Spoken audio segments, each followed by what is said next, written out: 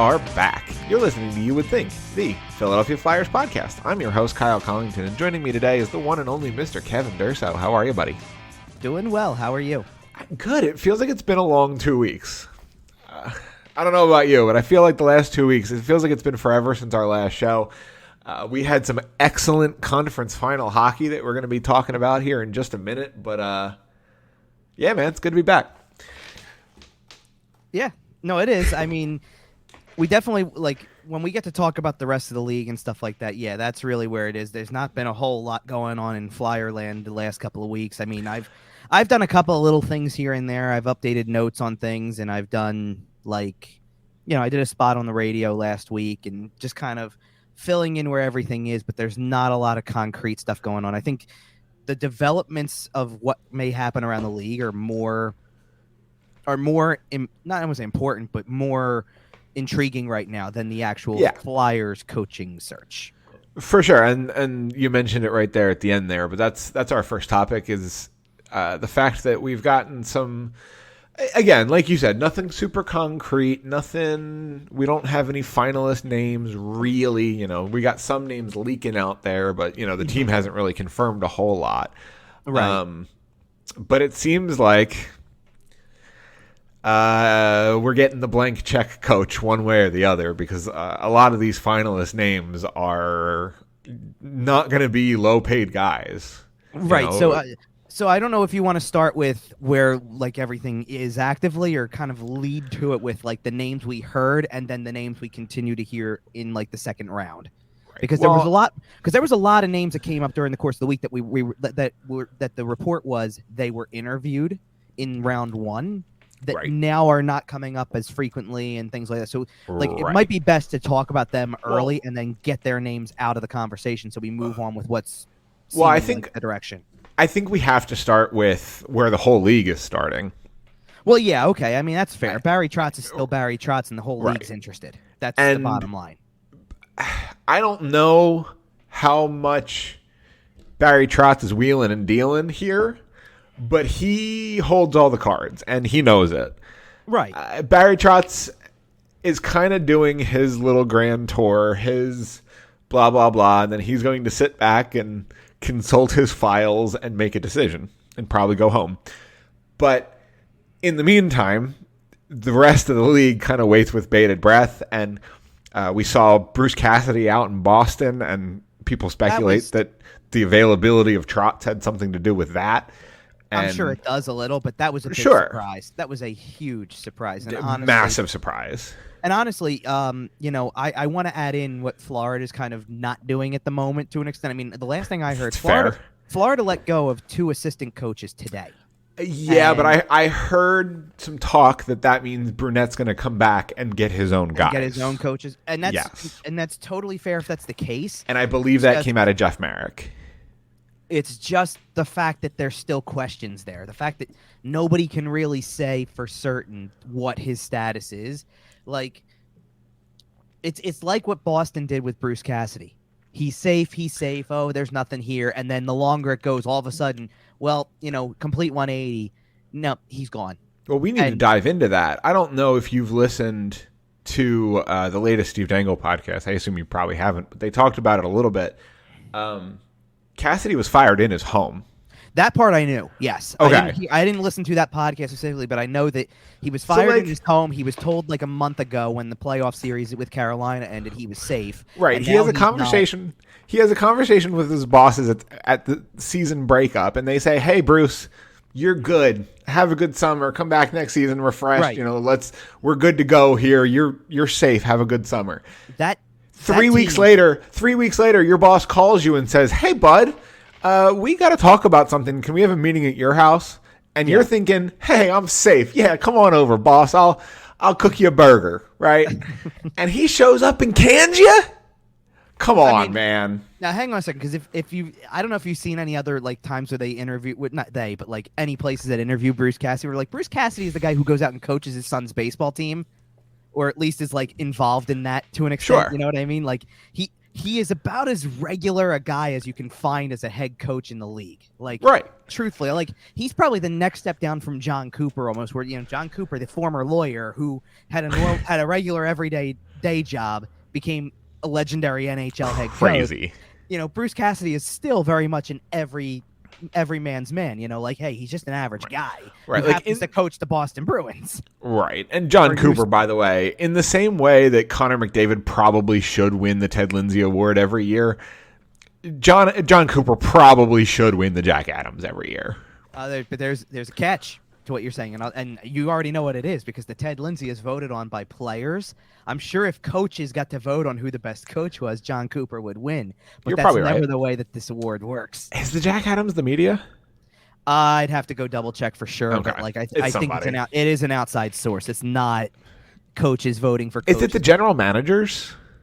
I don't believe so in that regard either. Okay. I thought that was another one. The general managers was something else, but beside the point at this point. Let's go back to the Boston thing for a second with Bruce Cassidy because that team is in huge trouble.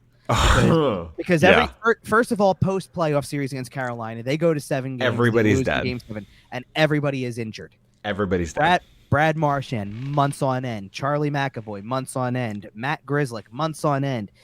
Who was the other one I'm thinking? Mike Riley, months on end. Oh, by the way, Patrice Bergeron may retire. Right, the lingering question about Patrice Bergeron may retire, and now the story about how David Pastrnak basically has said, trade me if Don Sweeney's the GM because I don't want to be part of this team if he's the general manager. Crazy. And Boston, we've been talking about Boston imploding eventually for years, and this seems like it might be it. Now, can I add another layer to this as well? Because one of the other things they're doing, one of the things, and I've talked about this at length on the show when it comes to the Flyers, which is you can't hope for things. You need, that's not really a plan. I don't want to sit here and just, because the funny part is that the reason people even got interested in this was because David Pastrnak was involved, because I think it involved kind of that World Championships kind of thing or whatever when everything was going on. But there's talk about David Krejci coming back. Now, first of all, that's a hopeful thing to assume. Hey, I hope that they can sign him back, right? Because he's already basically said he like Bergeron. If nothing else, the one thing that they have got in their favor is that Bergeron pretty much has said, I won't play anywhere else, and I don't think Krejci would come back for anybody else either. Same. So you've got your number 1 and 2 centers if all of that works out, but you need to hope that they are willing to do this. That Bergeron's not done. And if Bergeron retires, you can always throw his money at Nazem Kadri. I mean, you could, I guess. But how about Nazem Kadri and Brad Marchand on the same line? Well, not at the beginning. But eventually in the playoffs. Well, the thing, in the playoffs? Oh yeah. Well, and here's that line already takes a hit though if Pastrnak doesn't want to play there anymore. Well, that's which is a huge thing in and of itself. Imagine taking that top line. That line that everybody, puts the nickname on, all that type of stuff. Perfection. Now, imagine having that line and having something about all 3 guys that is a complete unknown. Marchand's injured, will miss the start of the season. Nobody knows exactly if Bergeron's coming back or not because there's always these rumors about he could retire. And Pastrnak seems to want out. They're still going to find a way to end up with 112 points and finish second in the Atlantic. I don't think tell me I'm wrong. No, I'll tell you why. They'll figure it out. No, I'll tell you why I think you're wrong. I actually would have agreed with you if Bruce Cassidy was still the head coach. And by the way, David Pastrnak has 1 more year left on his contract, which makes it tradable. And then is he an unrestricted free agent? But that makes it tradable now. What a haul do you get for David Pastrnak at 6.666 whatever? Yeah. Oh my goodness! Especially if you're not so good and you can retain half. Do you want David Pastrnak for the playoffs at under $4 million? Hello? Well, this is okay. So Pastrnak to me sounds like, based on all of this, by the way, doesn't this feel a little bit like the Tarasenko thing? Like the guy who says, I'm not going to play for you, but could end up playing there anyway. And then what? Let's see what happens. The thing is though, when Tarasenko said that, the Blues looked like they were on the verge of falling apart, and then they didn't. The Boston Bruins look like they're on the verge of falling apart, and it's going to hinge on if they do or not. Because Tarasenko went, well, we're going to the playoffs. I guess I'll play here. No problem. Let's add in another factor, too, because here's something about the Blues that I don't know if I can say about the Bruins. The Blues got guys who started to emerge that were younger, as you saw it go through. All of a sudden, just because Tarasenko was their leading point scorer this year. Right. But here comes Jordan Kyrou, look at him. He's emerged. He's a clear-cut top 6 guy now. Robert Thomas. Robert Thomas was getting more, and he was already good to begin with in my mind, but he took another step. Yep. Ivan Barbashev. Yep. Like, where are these guys coming from? And all of a sudden, it's like, well, wait a minute. They're not some slouch of a team anymore. These young guys jumped right up. They're the veterans now. They're establishing, or they're starting to establish themselves, and most of them have that ring. And you go out and you acquire Pavel Buchnevich, and that makes a bit of a difference for you. Like that it didn't, all that type of stuff. But the thing when I think about Boston is I go, so okay, who's the young guy? Because the right answer, or the guy who should fit into that category, seems. Oh, Jack Studnicka? Jack Studnicka. That's it. I'm sorry. I mean, he's a good player, yes, but he's the guy who really qualifies under that umbrella. Also wants out. Jake DeBrusk should be the guy.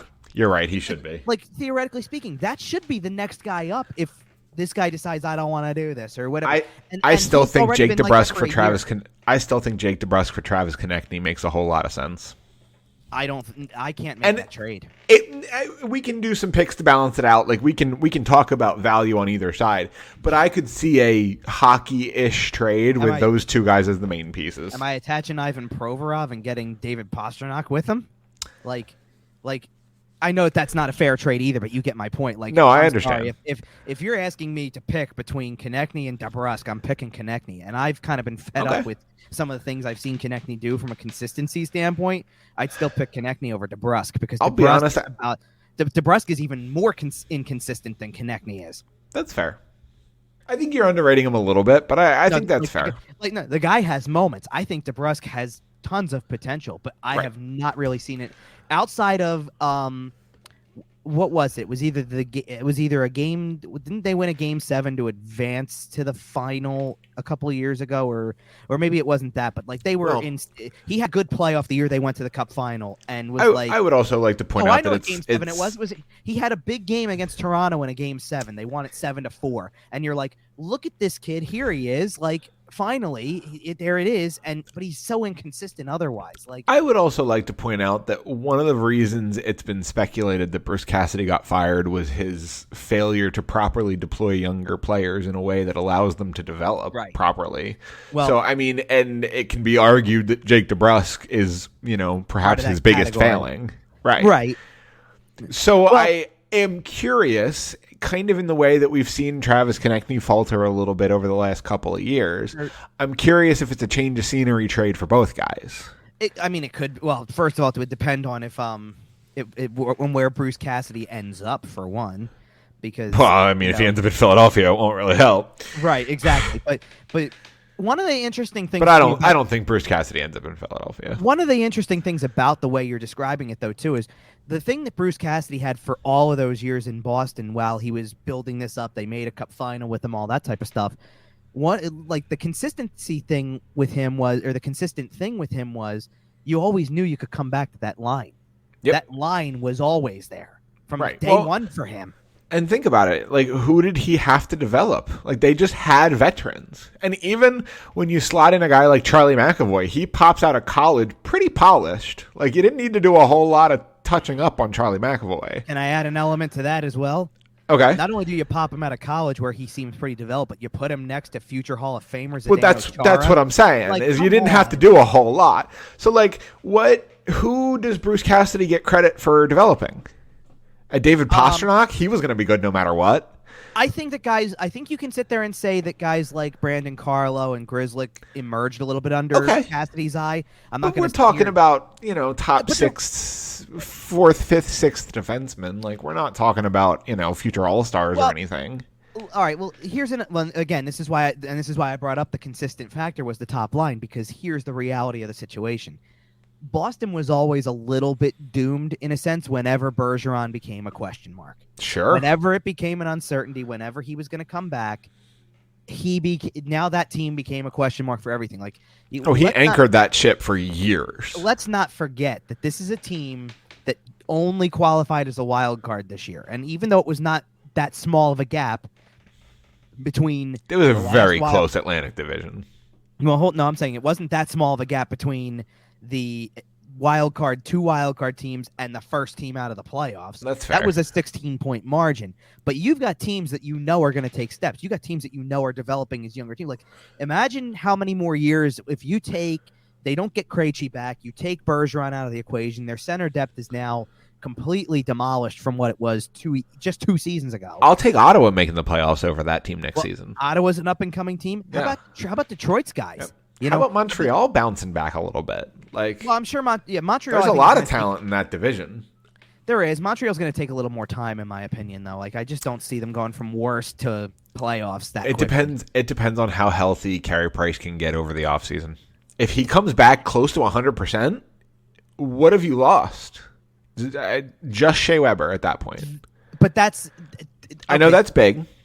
Well, no, this is the interesting thing to me. I kind of view Carey Price right now in the same vein as Bergeron, in the sense that I don't know the longevity of what they're trying to do at the moment. If Bergeron just up and leaves, then you see what it could do to Boston. Right. I think that's already what happened to Montreal. Like that, most of the year lost for him, kind of showed you what life without Carey Price could look like when the successor's not like. Sure, if Caden Primo's not ready. Well, but think about it. Like the Rangers go from Lundqvist to Shesterkin, and Shesterkin looks as ready as can be. Igor Shesterkin looks insane. We'll talk about him in a little bit. And you see how it just bridges the gap naturally. Their goaltending has never been a flaw. It's so frustrating to watch. It's so frustrating as a division rival, especially with the luck the Flyers have had over the years. Sure. But now look at it from Montreal's standpoint. If you don't have the next young guy ready and you're trying to figure out who it is, right? You don't have time to be a playoff team in the years in between. Like, it's just going to naturally take time.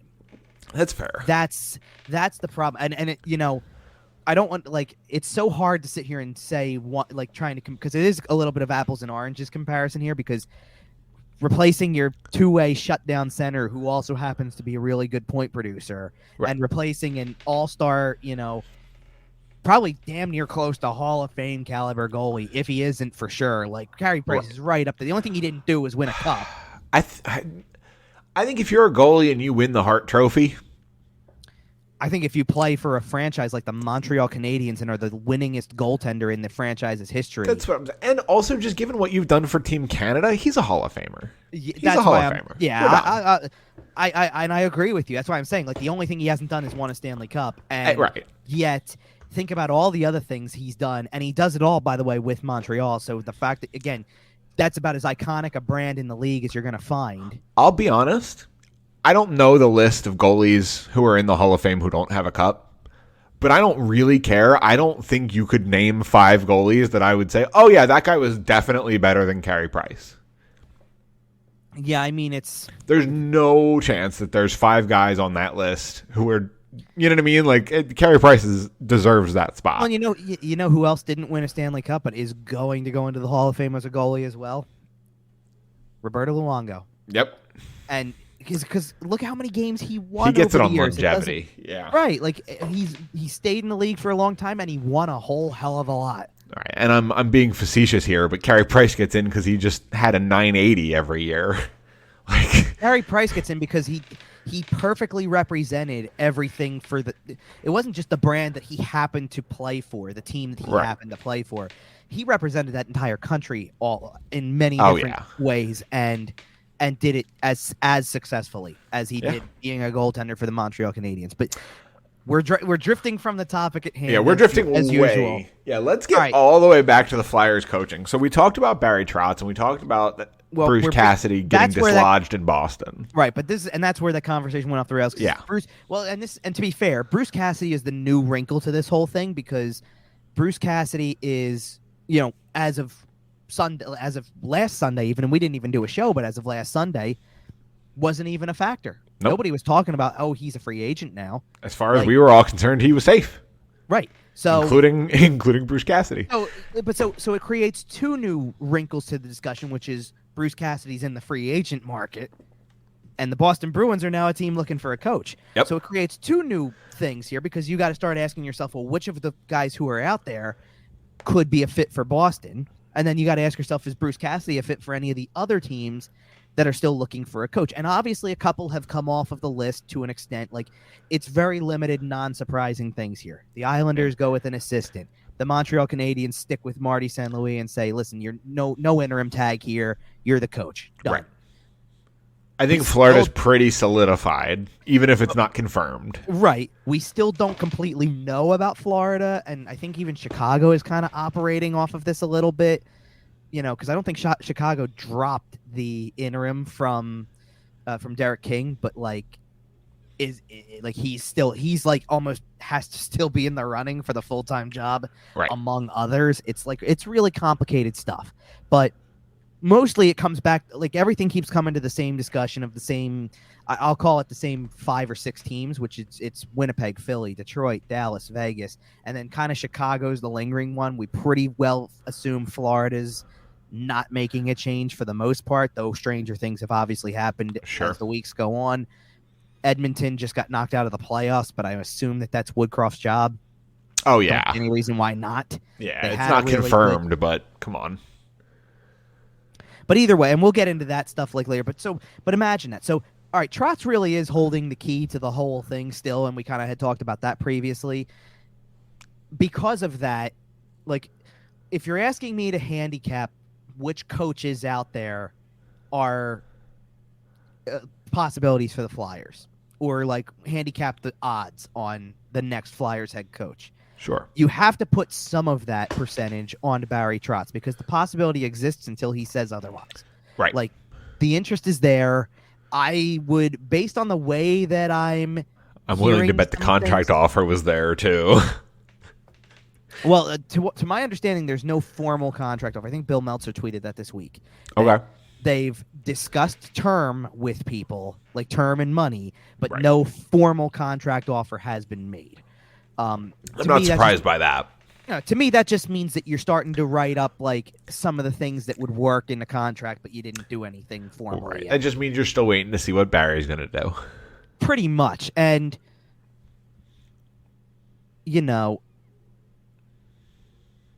I don't want to jump the gun and give you a ton of. Okay, so if it's not Trotz, who do you think it is? Who's the lead horse if Barry Trotz decides to go to Winnipeg or go to Vegas or, So let's do this for a second, because I just want to run down the names that we know got first round interviews and then narrow the list down. So Trotz has spoken to the team multiple times, to my knowledge. Right. Usually, the process, and Bill Meltzer really pulled the curtain back on this week with sometimes it's through Zoom, sometimes they come in, sometimes it's both over a series of things. There's multiple conversations. Trotz has done this. Tortorella has interviewed with the team, obviously.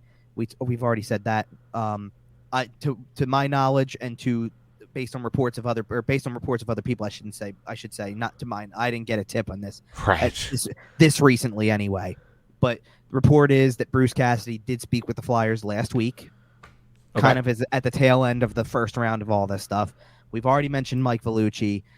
Rick Tocchet has interviewed with the team.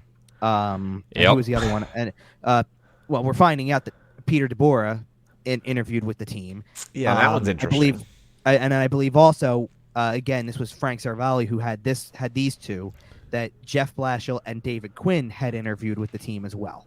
So they really are, okay. So I really do feel comfortable saying that we're getting the blank check coach, that they're not, maybe Jeff Blashill a little bit, but generally speaking, they're looking for a coach who is expected to compete.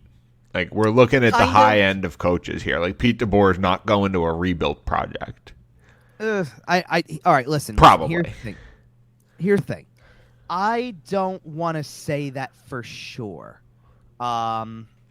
Because to me there is a very clear cut based on all of those names. If I look at those names, there's a clear cut top tier, and then there's a clear cut second tier. Right. Trotz and Tortorella and Cassidy are all well known, well respected, successful names. DeBoer might get in there. It's with close. Trotz probably being the belle of the ball.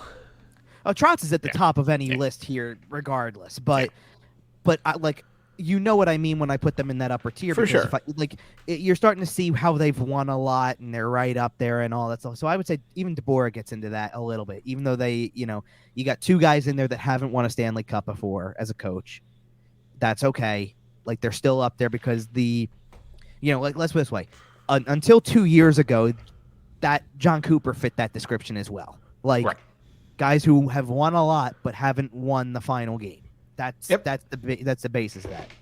Then I would go down to another tier when I get to Tocchet, Blashill, Quinn, Vellucci. Like, it's that's all definitely. And a name I would have included in that second tier as well is Jim Montgomery, who reports say did not interview with the team. So basically, take that name out, throw it away. Okay. Now we get to the other portion of this where you have to start considering the second round of interviews. Where does it go?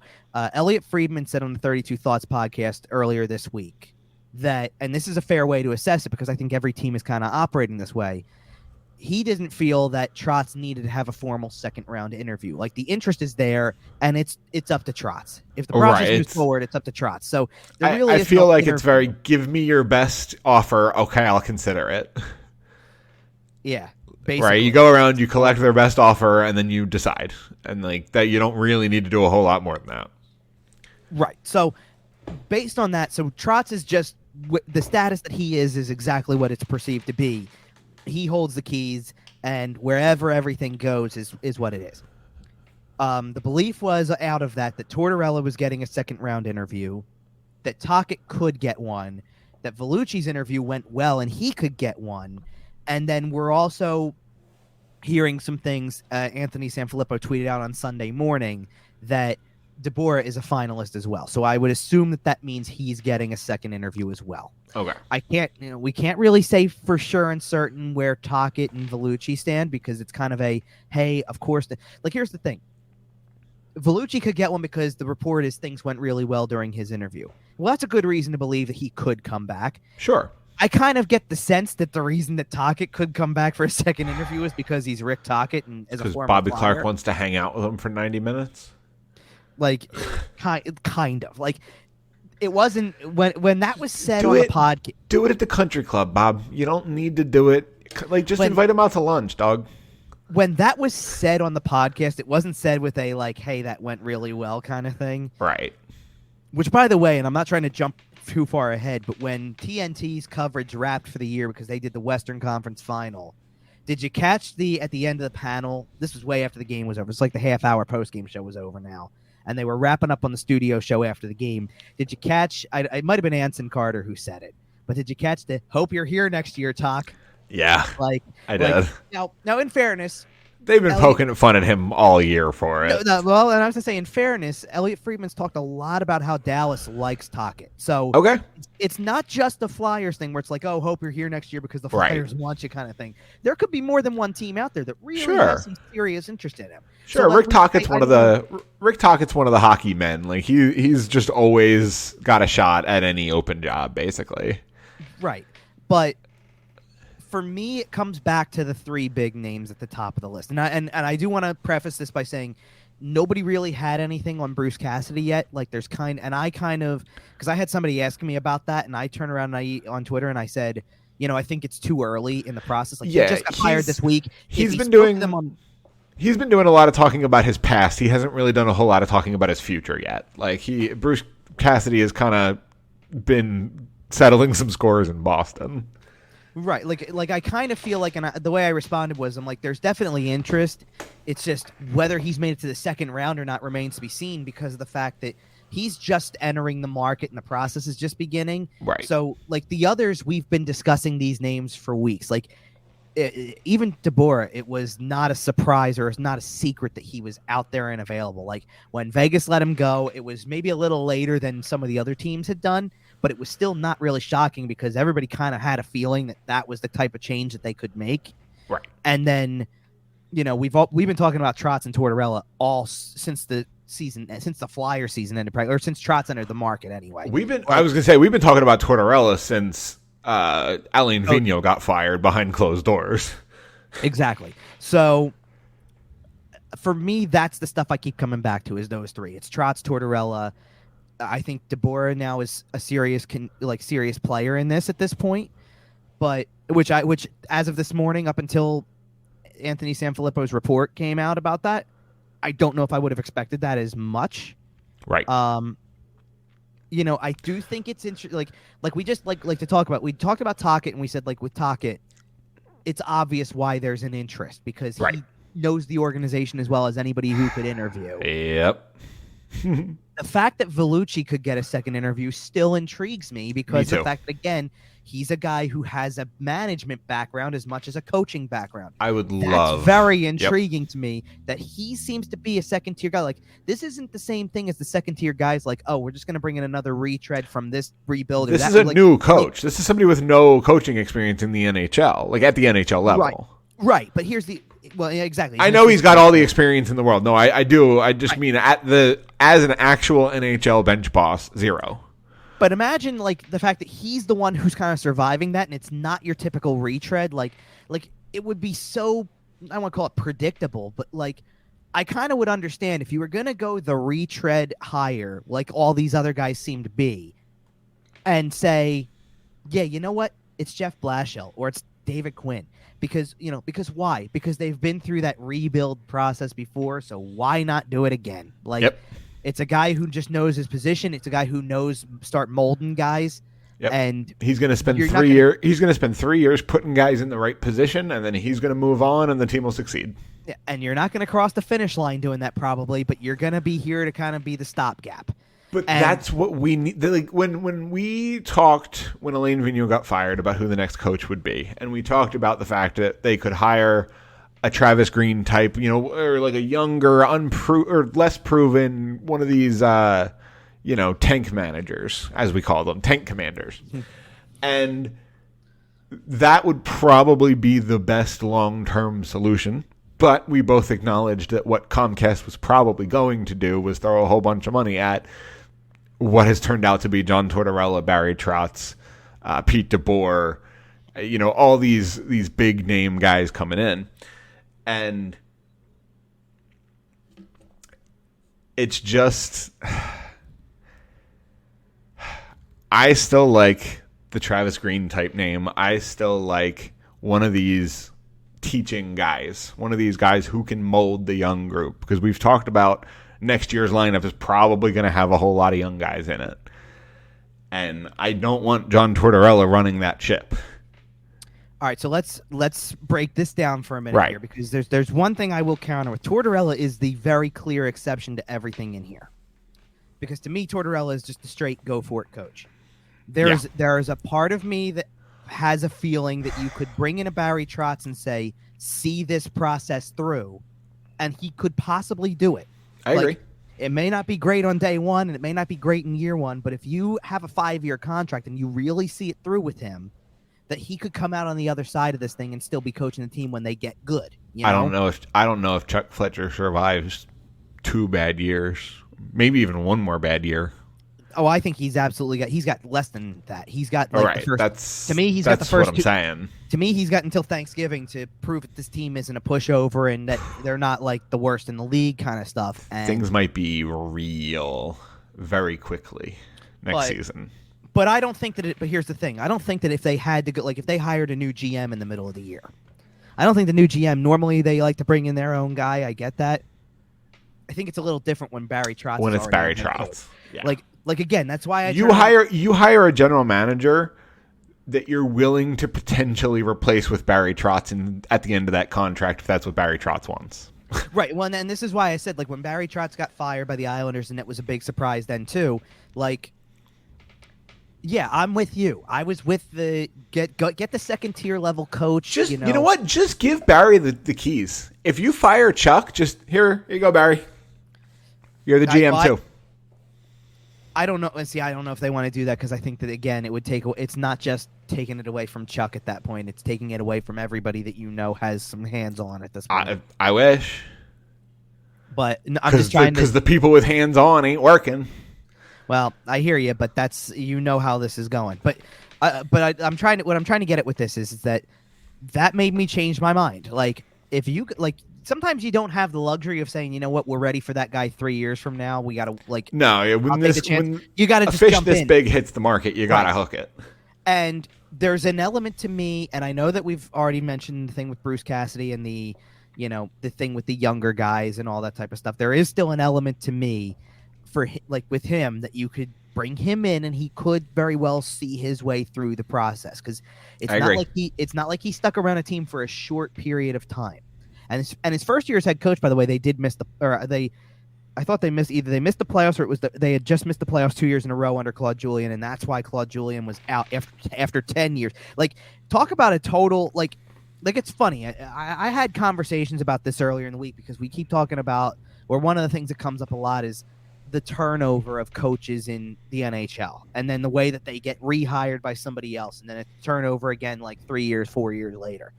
Boston hasn't done that. No. Boston's gone the last almost 2 decades with the same coaching staff in terms of Claude Julien's been the head coach for 10 years, and then it was Bruce Cassidy for 6. And I'm trying to see if I can see before that. And I think Cassidy was an assistant under Julien. So, like, your hierarchy remained essentially the same for a very long time. Well, by the way, it's funny because not before. So for 1 year in between, before Claude Julien, there was a coach.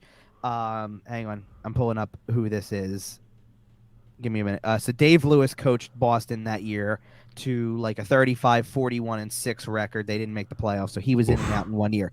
The year before that, though, for 2 years before that, the head coach of the team so this would be the last year before the lockout and the first year after the lockout.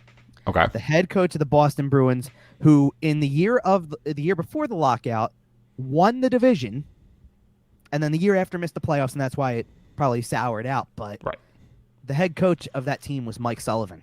That's who funny.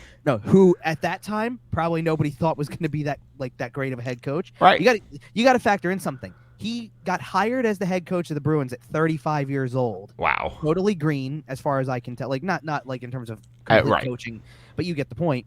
And then didn't have a head coaching job again because he was on staff. Like, he was on the staffs that John Tortorella put together for many, many years. Didn't have another head coaching job until he was 47 in 15-16. And has stayed there since, obviously. Remember when Dave Haxtell got another job right away? Or pretty right away? I mean, it was an assistant coaching job, but still. Oh, okay. Well, no, I'm talking about the fact that he got the Seattle job, 18 months after he got fired? Yeah, I hear you. And by the way, so as I'm reading it now, so Claude Julien was the head coach for Boston into the 16-17 season, and they fired him midway through after he was 26, 23-6. And Cassidy took over and finished the year with an 18-8-1 record that got Boston to the playoffs. They lost in the first round that year. And then ever since then, they have not missed the playoffs since, which is kind of why this year, when your team, like, fourth place in the Atlantic Division this year was a 51-25 and 26-5 record. Insane. And then they lost in 7 games to Carolina in the first round, and that was enough to say, nope, you're out.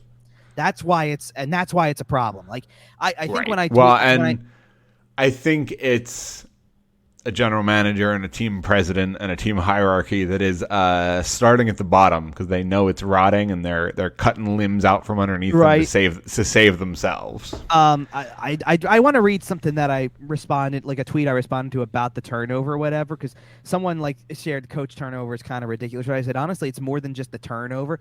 Cassidy won the Jack Adams in 2020. Trotz won it in 2016 and 2019. Gerard Gallant won it in 2018 with Vegas. And Tortorella won it in 2017, and all have been fired since. Hell, Rod Brind'Amour won the Jack Adams last year, and there were already people questioning his job status after Carolina lost in the second round this year. There's no way he gets ridiculous. Fired. Yeah, but they will riot in the streets if they fire Rod Brind'Amour.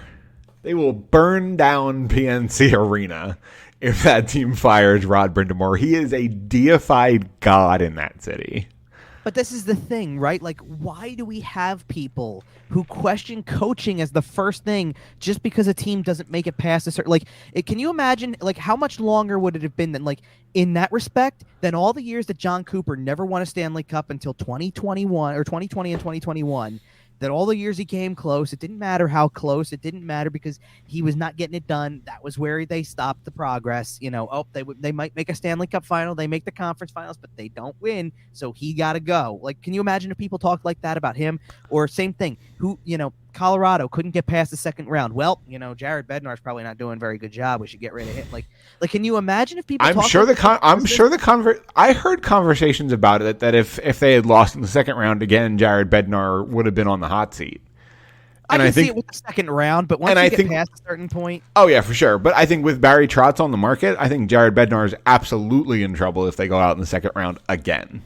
Right. Well, and obviously that's not a discussion we're having right now. But Barry Trotz with Cale Makar, Devon Tate, Sam Girard, Bo and Byram. Oh my! Stop! It's not fair. Right. Okay. Either way, all right. But either way, so handicapping this thing, because that's what you really asked me.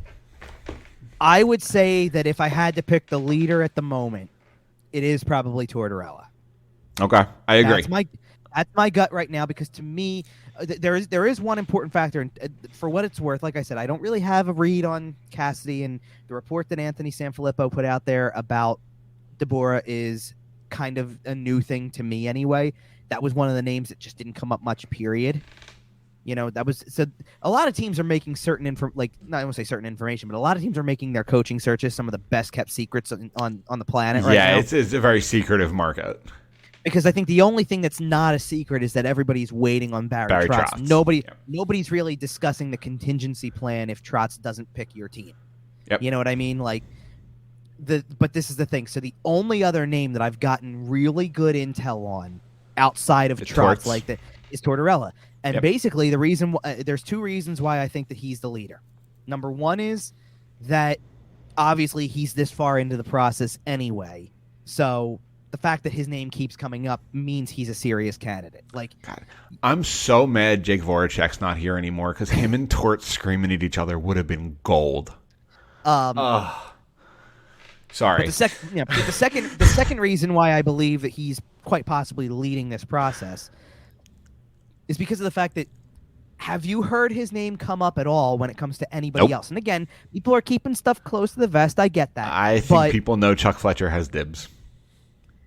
Because, well, it's not that I don't want to call anybody dibs on anything, but I will say this. Tortorella does, from what I've been told anyway, and Sanfilippo said this on the latest Snow the Goalie as well, so this is, I'd heard the fairly same well thing. Sourced. But I'd heard the same thing, that Tortorella wants the job. Right. He actually wants to coach the Philadelphia Flyers. In their current state, he still wants to do it. Man. Well, and I think, and I didn't mean literal dibs, but I think it's been made known that Chuck Fletcher has put his best foot forward when it comes to conversations with John Tortorella. And let's be clear, because I'm sure and you're not really on Twitter all that much, but John Butchergrass has been putting out the picture of Yep, I saw the Tortorella Gritty picture. Yep, and he's done it twice now, and he was right the first time.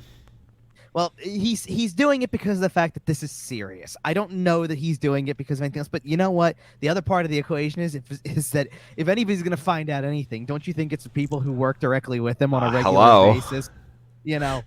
Come on. I don't think that that's just being done. There definitely is there's an element. They might have had a conversation about it.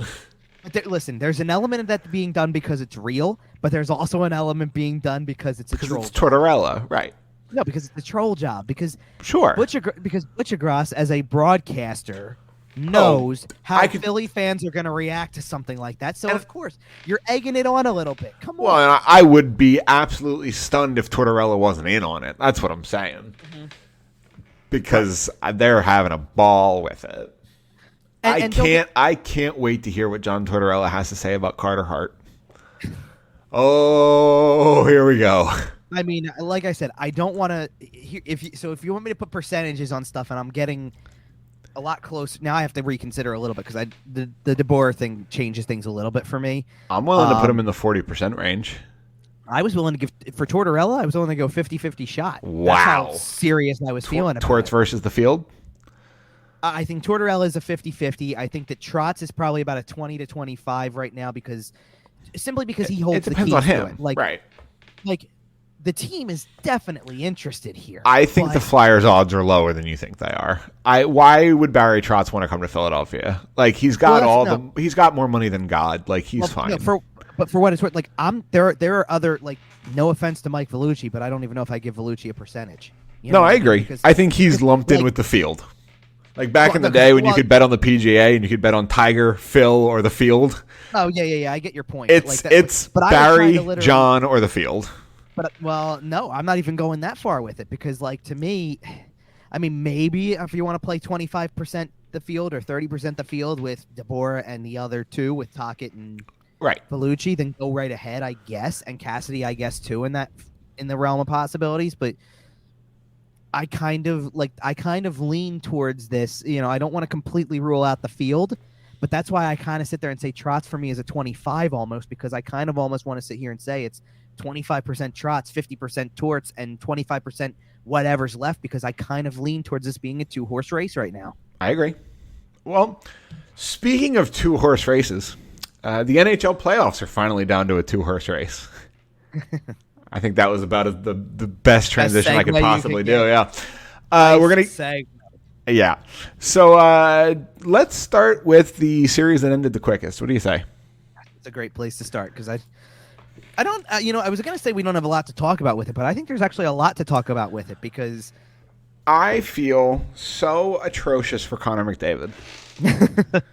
Why? Because they won't get him a legitimate goaltender? Because they won't get him a legitimate goaltender. They won't get him a winger. They won't get him a second-line center because they keep putting Leon Draisaitl on his wing. They can't get him more than one good defenseman. I legitimately believe that Connor McDavid could have and probably should have signed a max contract for $14+ million, and I think he cut the team a break by only getting a 12.5 or 12.25, whatever his number is. You have to support him more than you have.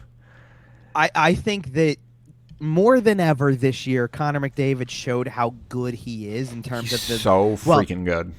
But not in terms of the offensive skill. Like, I think he showed how good he can be at both ends legitimately. Like, you can make it like it's a thing for the Oilers to be able to, like, it should really be a thing to hang their hat on here, that the Oilers can sit here and say, with Connor McDavid and with Leon Draisaitl on one foot, you can get to the Western Conference Final. That's massive for your team's overall development. Now you need to go out there and actually supplement this whole thing. Connor McDavid, during these playoffs,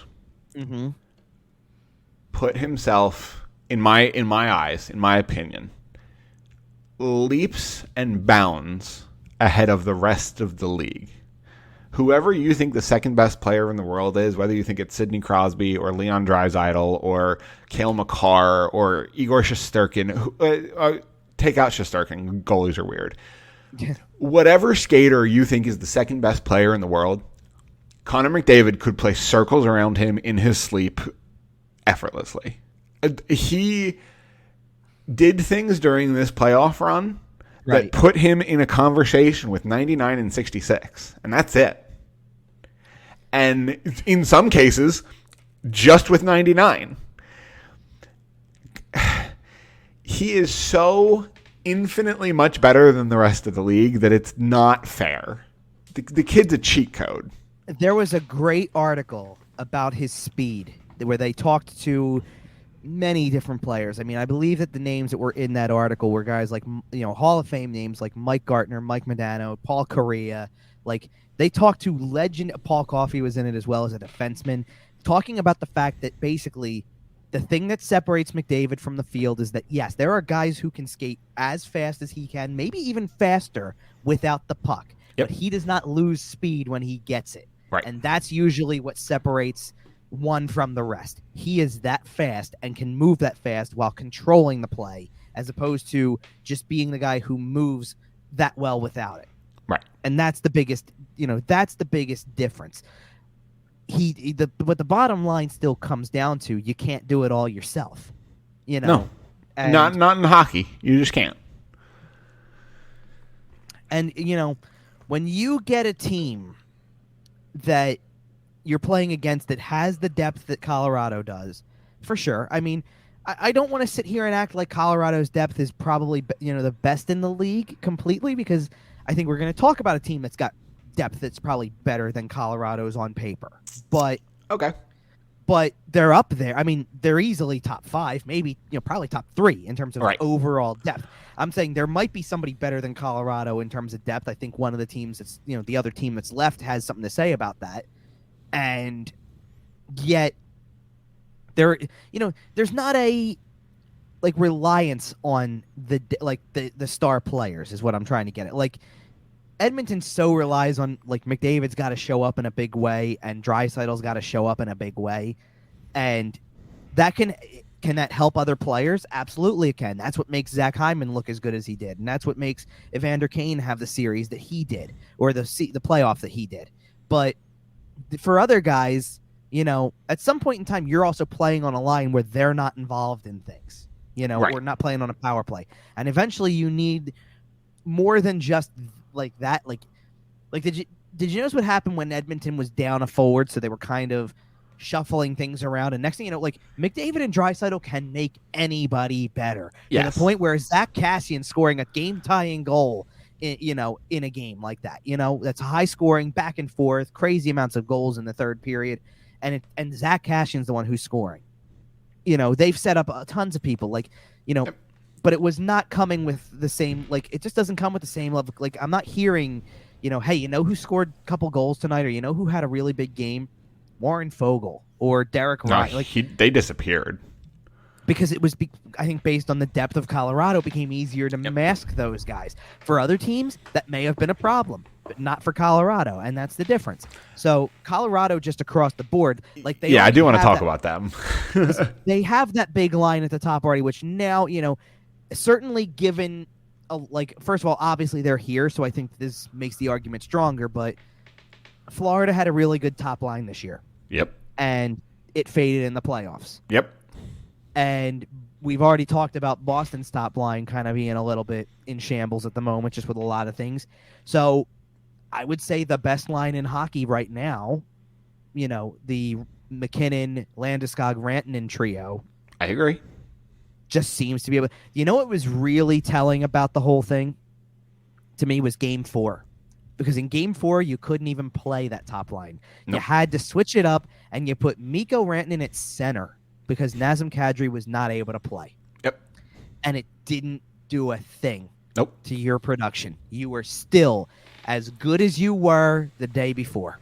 That team, I know that team doesn't necessarily have the depth of, among their forward core of maybe the Lightning and some of these other teams that we've kind of talked about. Right. Where they make up for that is that their defense, 1-6, is stellar. Do you want to know something funny about the clinching game? Okay. It wasn't, by the standards of the way the lineup actually was presented, which had Rantanen on the second line centering as opposed to the first line right wing slot. Right. But let's assume that that's the way, because we know it as that, right? We know Rantanen with McKinnon and Landeskog. So traditionally, if you're going to start the top line, your starting lineup was Landeskog, McKinnon, Rantanen, Makar, and Devon Toews. And those 5 players scored the first 5 goals of the game for Colorado. Talk about top line production. Each one of them individually made their own mark on the whole thing.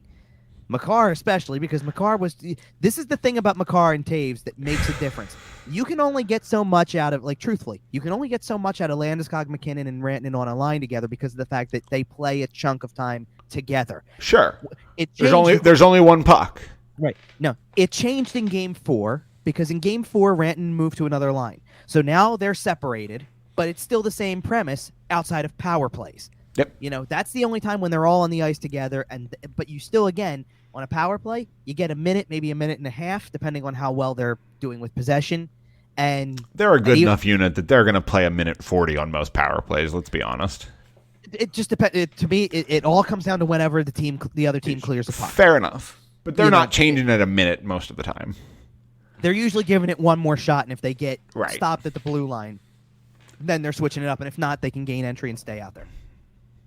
At even strength, that gets trimmed probably by about 15 seconds at least. So you're talking 45 seconds, maybe a minute max, but usually a minute's reserved for your defenseman.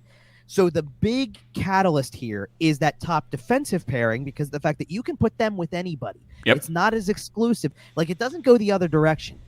The forwards who, when you put them with any defensive pairing, they're still the same skill level forwards they are, and their goal is still to provide offense while, guys have certain responsibilities to be better defensively, obviously, but it's not the same thing. Notice how, though, when it got to overtime, that when Arturi Lehkonen's scoring the game-winning goal, the defense pairing that's on the ice for that particular shift is Taves and Makar. Yep. So that this way, your two best defensemen are out there now with a line that is not your top line. Yep. Now we're doing something different. It changes the way things are, and this is how Makar seems to come and emerge more. That's it. Because right. He's out there more often, playing more minutes, and playing with more guys than these other forwards are. And you can't do that with all defensemen. You can't even do that with, theoretically, there are 64 top pairing defensemen in the NHL. You can't do that with 50 of them. Right. It's a very small percentage of players that you can just say, hey, listen, we don't care when you're out there. We trust you. And Cale Makar plays very responsibly defensively. He's been excellent defensively. Is it too soon to make comparisons to prime Erik Karlsson? I don't know if it's too soon to make comparisons to that. Because that's the kind of command he has over the game. Watching Erik Karlsson in 2016 take the Senators to the Eastern Conference Finals essentially on one leg, and that's the kind of performance we've gotten out of Cale Makar this offseason. He has been incredible. First of all, so there's 2 points I want to make about this. One is about Colorado's team as a whole, but I want to stick to Makar for a second because Makar is part of a discussion that I think is going to be relevant for a really long time and is going to stir up discussions like nobody's business for the next decade probably. Okay. Because you're at a point right now where the answer to who's the best defenseman in the game has multiple answers. Yep. I don't know who the best defenseman in the Stanley Cup Final is this year. That's how much of a debate it is. Because the guy who's the big name on the other side of Colorado in the Stanley Cup Final has a case. And it's crazy. If you don't know who won the Eastern Conference Finals, that's not a spoiler. Quite frankly, because both Adam Fox and Victor Hedman are in that conversation, frankly. And realistically speaking, there's more that you can add to that. Colorado played one of them on their way here because Roman Jossi's going to be in that discussion for a long time. And, you can do this with... Probably not as long as the other guys. But in that respect, then neither is Hedman because Hedman and Josi are going to be on that same page. Fox and Makar are the two big guys that are the next. Do you know what this is? Yeah. This is so Victor Hedman and Roman Josi are Sidney Crosby and Alex Ovechkin, and Adam Fox and Cale Makar are Connor McDavid and Austin Matthews. Okay. There's going to come a point where, right now, all four are involved, and they're all going to be talked about among the best, right? To be fair, I think the difference between Josi and Hedman and why I think Hedman will hold up better than Josi does is just simply because Hedman has a much better team around him. And Josi is very likely to fall off a cliff, and he's a big part of the reason why Nashville was as decent as they are this year.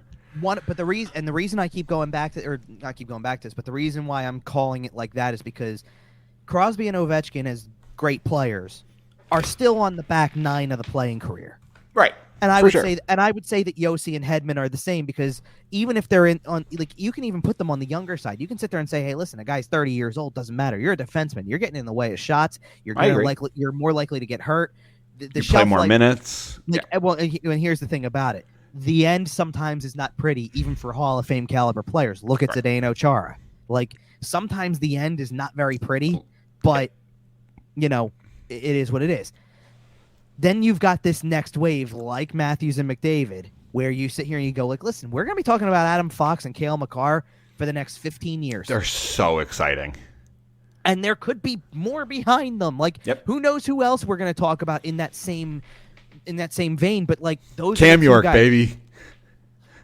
I mean, Probably not, but we can dream. That wasn't the Michigan defenseman that I kind of was thinking could enter that conversation maybe a few years down the road. I mean, it's way too soon to tell if Owen Power enters that discussion, but like certainly as a guy who went first overall, though, you gotta give it some consideration. Hedman was a number 2 pick, by the way. Yeah, we gotta temper our expectations when it comes to Buffalo development.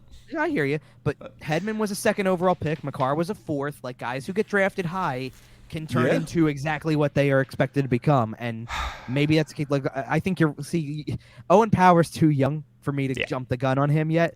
I don't feel like Rasmus. Well, then maybe you can go with Rasmus Dahlin. Oh wait, has not emerged quite like a number 1 pick. That's why I said we got to temper our expectations when it comes to Buffalo. But a lot of these playoff teams have that guy. You know what I mean? Like if you're a team in the playoffs, you've got a guy like this.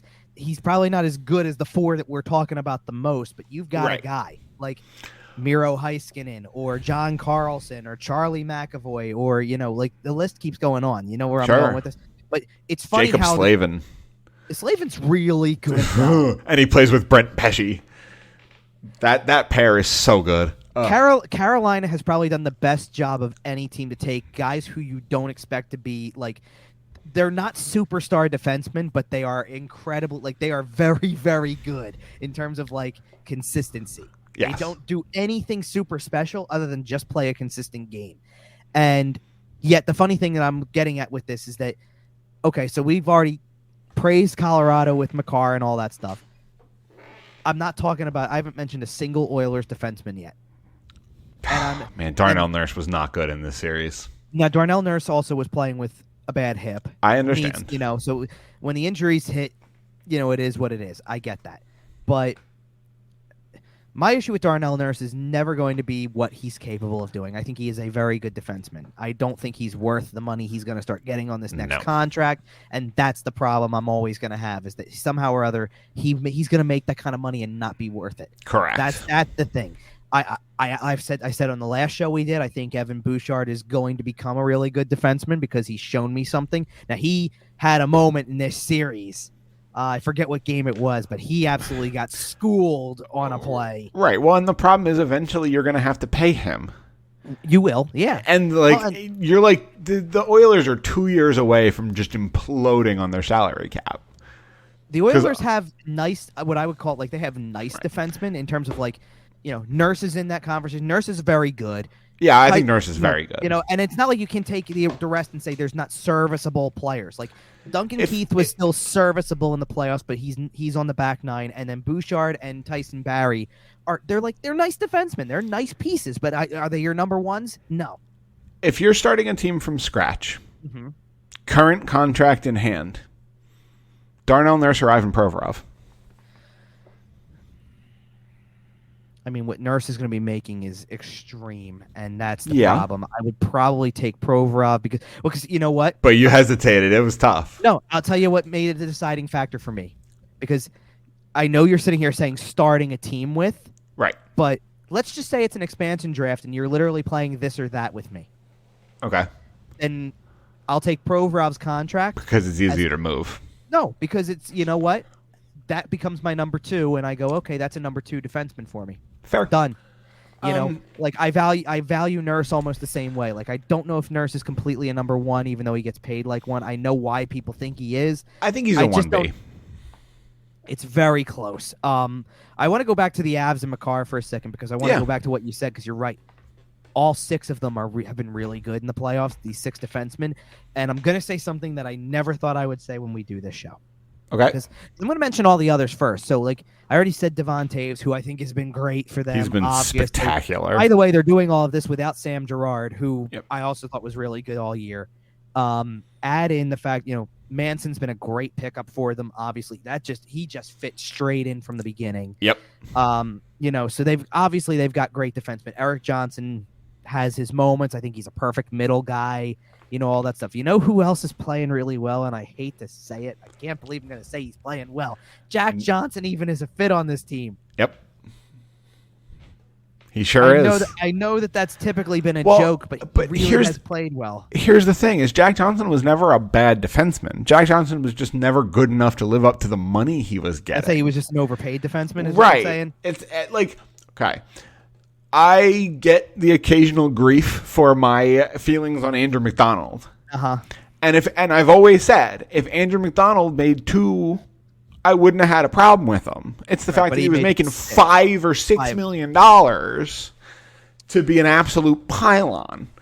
Now, obviously, Jack Johnson is only playing in the series because Girard is hurt and he's the next one up. Because the other name I haven't mentioned, who obviously, like, listen, this is it. Like, I should have said him way earlier than what I did because Bowen Byram is going to, like, Makar and Byram are going to terrorize teams for years to come because Byram is. I don't know if we can put anybody on the same level as Makar because Makar has been so good, but Byram is really good. For such a gifted, creative, talented offensive player, Joe Sakic is really good at getting defensemen. You know what? Some guys, one of the things I was told years ago in a press box was that there are guys some guys are really good players, even great players, Hall of Fame level players, and they just don't make great coaches. Right. We've seen Wayne Gretzky in Arizona. And we've seen Patrick Waugh in Colorado. Right. Like, sometimes it happens. I still think he's going to get another shot one day, but that's just Patrick Waugh's coaching in juniors right now. Yeah, he'll get another shot in the show. But, sometimes that lends to which lends to the other side of the conversation, which is why you get, ex-players who you don't even realize are ex-players. Let's play this game. Let's play Bruce Cassidy. I was going to say Bruce Cassidy. Right. Perfect example. Bruce Cassidy was one of them. You know who else you can go to? There was another one I was thinking of, and now I'm losing it that quickly just because we were going on. Barry Trotz wasn't a player, was he? I believe he might have been at some point, but ages ago. But, man, it was a guy who was in a role, like he was a role player who turned out to be a brilliant coach. Because now it's escaping me that quickly, and this is bothering me because it's somebody who was easy. Oh, you know who used to play? Now I know who it is because he just got knocked out. Gerard Gallant. Okay, he's an ex-player. Yes. But do you even think about that? You don't think, hey, the guy had a great playing career. No. Nobody talks about that part, but he's won a Jack Adams. He's a great coach. Like, that's the stuff that happens. You know what I mean? So, all right, so. Back to the playoffs here. We got Avalanche over the Oilers in a sweep. Yep. But you're right. Like, Joe Sakic has done a great job with this team and the development and all that. And by the way, for all you former Flyer watchers out there, Nick Ove-Kubel has got a shot at a Stanley Cup. There you go. And there's a couple on the other side too. By the way, one more point on the Colorado Avalanche before we move to the other series, because let's not forget that they did this in this series with their backup goaltender. Yep. So insane. Now, I do want to say that was starting to look a little shaky in Game 4 because that was kind of that wild back-and-forth style game and all that stuff. And there was a lot of speculation that But the Lightning was going to play that game. No, but there was a lot of speculation that Kemper was going to start a Game 5 if there was one. Right. So he should be good to go with several days off. Leads me to believe he's playing Wednesday, yes. All right. I would say so jumping over to the other side of the bracket, the team that they'll be playing on Wednesday. You know what's great? What's great? Sad Rangers fans. Oh. And Game 5 was full of them, man. And honestly, so was Game 6. The Tampa Bay Lightning went down 2-0 in the first 2 games of this series and then decided that was enough of that. And rattled off 4 straight. And I say rattled off. They weren't dominant. They were close games. Igor Shesterkin... It's not going to happen, but Igor Shesterkin should get some Conn Smythe votes. He deserves them, even though he only played in 75% of the playoffs. You know what? I don't think when they vote for that, because they do it I think they do it as the final goes along. Yeah. So I don't think they ever include anybody who doesn't make the final. I agree. Now, obviously, we had that discussion that, on the other side, if Edmonton would have made the final, McDavid's doing what he's doing, is there a shot he wins the thing without winning the cup because it was that remarkable of an overall playoff. If the Rangers had gotten through, Shesterkin would be in the same conversation, and we would be sitting here on this show making comparisons to Jean-Sébastien Giguère. Yeah, well, I hear you. We'd be doing it. So let's start with this. Remember how many goals the Tampa Bay Lightning allowed in the series against Florida? 3 goals in 4 games, right? Yes. Okay.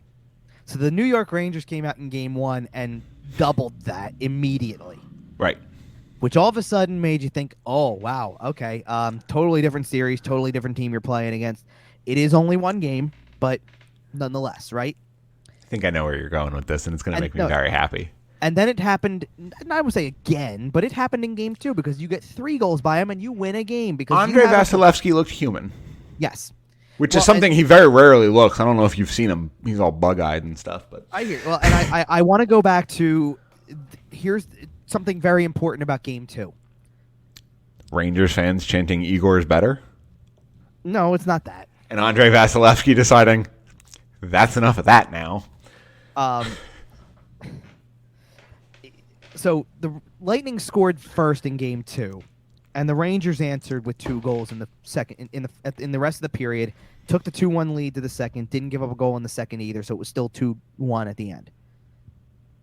And came out and scored a minute 21 into the third period, which to me means everything. When you already have Tampa Bay vulnerable, right, you have to finish the job. You got him on the ropes.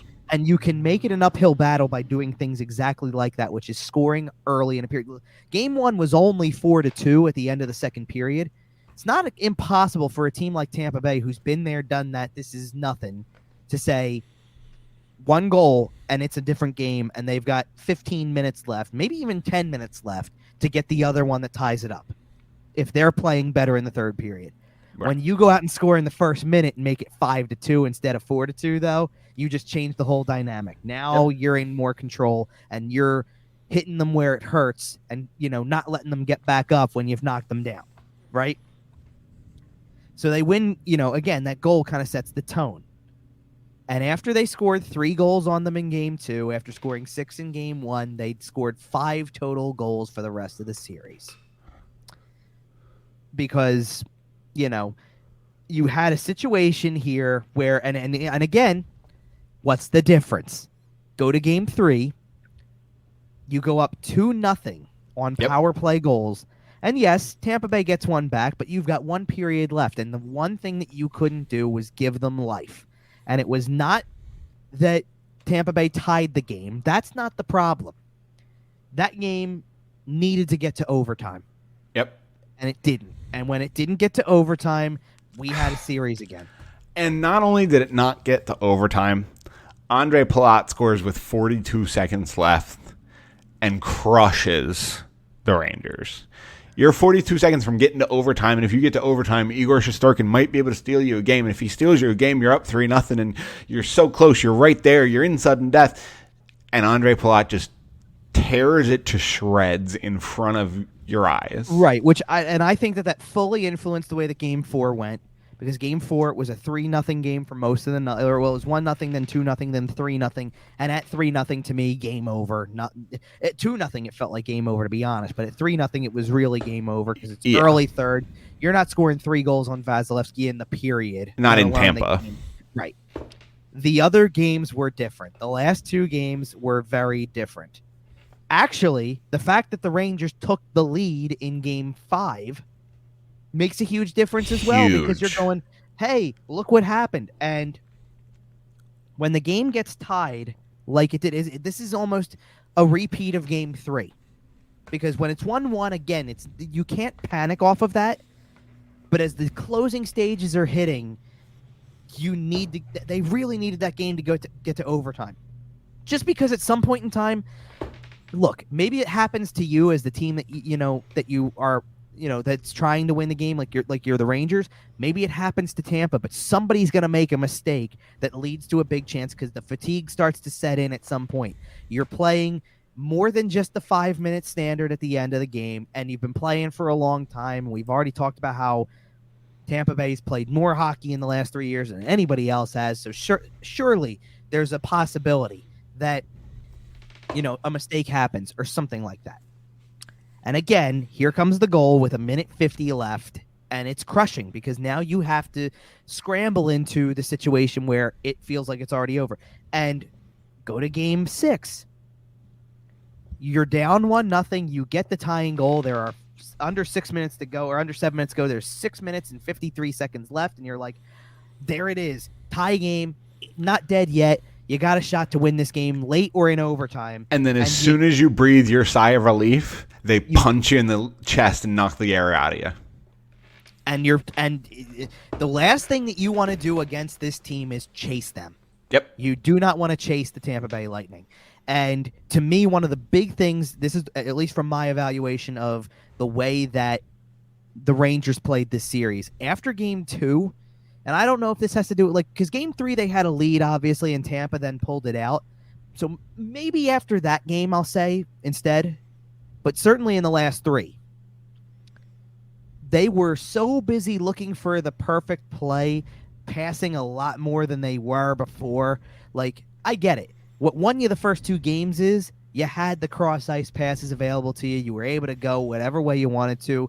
Vasilevsky had to do a lot of traveling across the crease to make saves, and he couldn't make all of them, so you scored 9 goals in 2 games. And then after that, it was like you tried to get too cute, too perfect, and there's no time for that with a team that has total buy-in to what is supposed to be done, which is go and block shots, get in the way of everything, hit people off the puck, don't give them time and space. And it creates a situation where you don't have the luxury of playing perfect. Right. And that is Tampa Bay Lightning hockey as we've come to know it. And as we shift gears to the overall, let's talk about the final as we wrap up. Well, and the other thing I wanted to mention about Tampa is that we talked about the depth scoring out of Colorado. Oh, yeah. And who does it better than Tampa Bay? You're getting clutch goals out of Corey Perry, Patrick Maroon, did Zach Bogosian score a goal at some point here in the series? Bogosian set up Maroon because he He danced Justin Braun. Right. Thanks, Justin. We appreciate the sabotage, bud.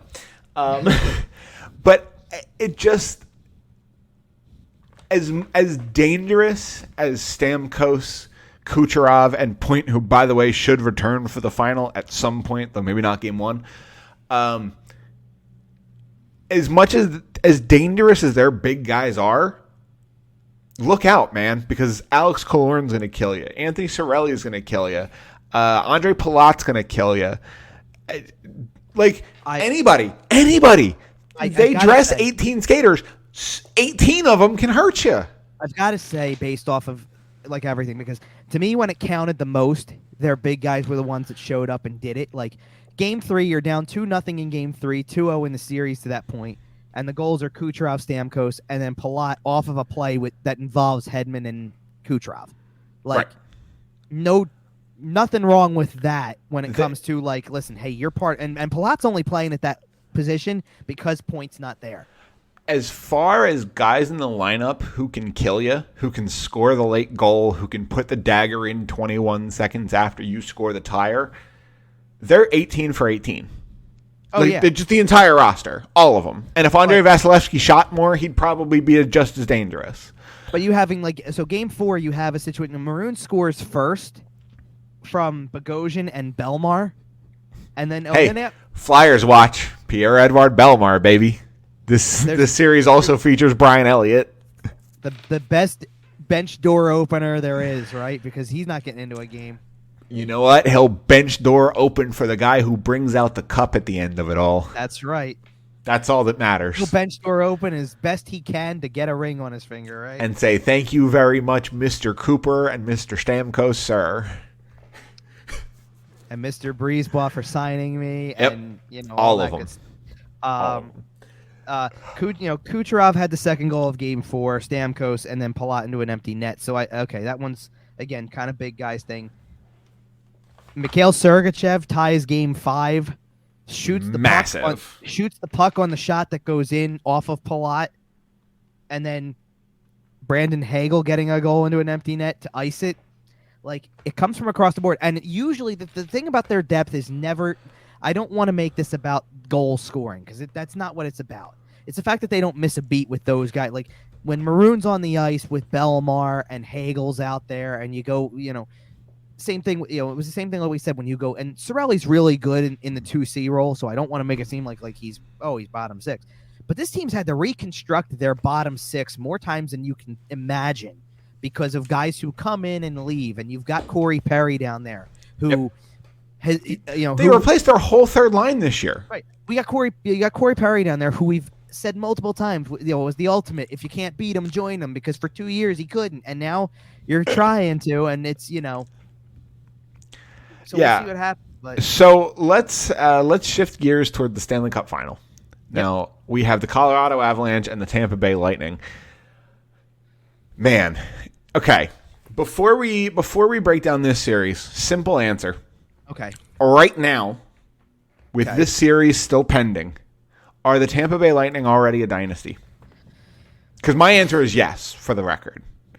I don't think you will ever see 3 appearances with 2 wins in 3 years, you're already there. If you win the third one, cement it.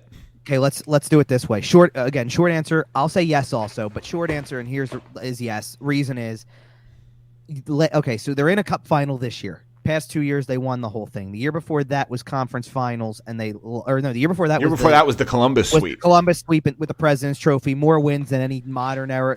Definitely more wins than any salary cap era team. That was their version of the 2010 Bruins blowing the 3-0 lead to the Flyers. Okay, so then the 2 years before that, both conference finals. The year before that, cup final, and losing. Where will you ever find your only first round exit or pre-second round exit was a year where you won 62 games. John Cooper will hands in his pockets whistle walk into the Hall of Fame whenever he decides to. Hello? If he could retire tomorrow and they would hand it right. over. And we talked about this on a recent show. The one year they missed the playoffs, Steven Stamkos just got horrifically injured. Right. So, that's what I'm getting at. So it wasn't all in a row, but, you're going back to basically John Cooper's entire tenure almost. Yep. And they've got, at this point in time, as we sit here speaking about it, they've got 2 Cup Final appearances, 1 pending, but 1 that was a loss, 2 Stanley Cup wins, which means that's 2 more Finals appearances. So they've been to the Cup Finals 4 times under John Cooper, which is already dynasty level as it is. Right. They've been and the conference final losses that we're talking about aren't just conference final losses. They were 1 win away in those. So you're talking about a 1-win difference between 6 Stanley Cup final appearances since 2015. Insane. It's only 2022, so we're talking an 8-year span. In 8 years, they've been that close to 6 Stanley Cup final appearances and maybe winning in 3 of them and then doing it in a row, which hasn't happened since 1980 to 83. Right. It's absolutely absurd what they've done. And we've talked about the 11 round win or 10 round or 11 round round win streak. Right. Now I do want to clear something up because I know already that inevitably you're going to ask me who you got later on. I'm going to, yeah, but I think we're saving that right for the end. No, we are. I'm not giving an answer. That's what I'm saying. But I want to make clear that I don't have a rooting interest in because they've won the last 2 years, I don't want them to win. I really don't care who wins this series. It's either gonna here's the thing you're gonna get with this Stanley Cup Final. It's either going to be Colorado's time after being a team that everybody thought was going to do it for the last. It's very much Tampa-like. Hey, Tampa's so good. How come they haven't won a cup yet? Now they finally have for the last 2 years. Colorado's almost in the same boat. How come this team with these guys can't get past the second round? It seems like it should be, So it's either going to be that or you're going to get the three-peat that hasn't happened in almost 40 years. Right. So... Okay, so I got one for you before we set up the who you got question, because we will talk about that. For each team, okay, who gets the first cup pass? Oh, all right. Well, so let's break down our candidates. Tampa, basically at this point, you're going with the guys who are new because everyone else kind of had their shot already. You might see Brian Elliott pretty high on that list. You might see. You're making. First of all, in fairness, I do need to pull up a roster just to kind of look over. Yeah, fair enough. Well, let's put it this way: for starters, Stamkos gets it if it's Tampa because right. we obviously know. I'm talking about the first cup pass because we have established captains. No, I know, but I'm trying to do it for Colorado side because we know Stamkos starts with it for Tampa. Landeskog starts with it for Colorado, who already is one of those been around a really long time kind of things. Right. So that's that already has an interesting wrinkle to it because again, you kind of wonder. There are some crazy questions in Colorado because you have Erik Johnson, you have Nathan MacKinnon, you have. I mean, you're not going to give it to one of the young kids because you figure that they got time at this point. But, I mean... I'm trying to... As I go over Tampa, so I'm trying to answer the question now. Yeah. Because as I go over Tampa, because they just won it last year, there's a lot of guys who came back. Like, it's not... Like, as I'm going through, it's not Belmar or Cirelli or Colton or Killorn or Kucherov or even... Maroon, it would be 4 in a row. I kind of think there could be a wrinkle to that just because everybody knows he's going for 4 in a row. So he could be... I would throw him into the mix just because, maybe it's Maroon. Riley Nash is new to them, right? Yeah, but he's not a big enough name that he's going to get it first. You don't know, though. I mean, when Chicago won it and it was Tiemanen's first, even though Tiemanen was an all-star before, I don't think he was the biggest name on the team by any stretch, and yet he still... That's different. If you remember, that was the year he didn't play, and he had just gotten medically cleared, and he got traded before he played, and he got traded with a heart-wrenching backstory, full-blown Lifetime movie tragic backstory. Okay, Nick Paul is new. That's a little interesting, but I don't. I think Brian Elliott gets it before any of these guys. Do you think it's Elliott, or do you think it's going to be? Because again, I'm looking at the defenseman. By the way, Bogosian got traded there last year, so he was on the team. Yep. Chernak's been there the whole time. Hedman, McDonough, Ruda, Sergachev. They've all Cal Foot's a kid, so it probably won't be him. Screw him. So again, this is if you're picking a guy who's never won it before, I think it's got to be Brian. I think it's Moose. But if you're picking a guy who's a veteran, like I said, there's the only 2 other ones I can go with are you either give it to Maroon first because it's a 4 in a row and it's already a story, or you give it to Corey Perry. Oh, Corey Perry's a good one. Okay. Because Corey, for all I know, Corey Perry could get handed that cup this year after all of this and say, you know what, I'm done. I think there's a real chance he does that, especially because considering that his long Getzlaf did it.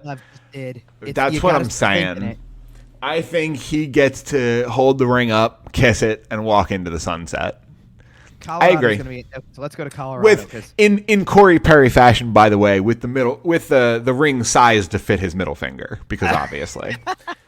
That's great. Colorado. So Nathan MacKinnon, Erik Johnson. So Landeskog gets it first, and I do think that there is an element where handing it straight off to MacKinnon makes a lot of sense. They are paired together. Yeah.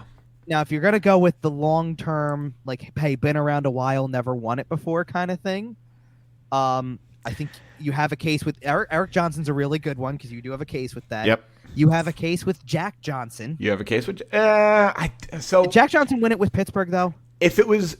I'm not sure. If it was this group's second cup, I would say okay.